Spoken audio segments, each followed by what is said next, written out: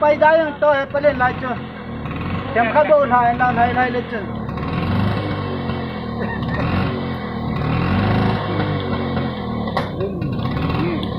แรง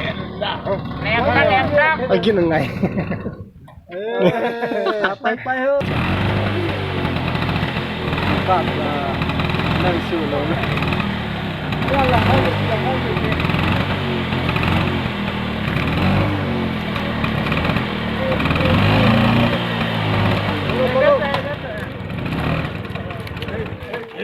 นั่นแหละไปเยอะทำอะไรจะคิดปันนี่จ้ะทำดูสินั่นอะไรวะนี่โน้ตเยอะๆว้าว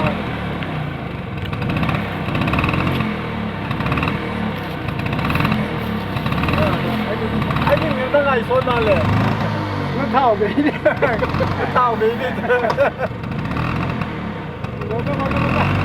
โอ้เราเลยนะเราเลยเลย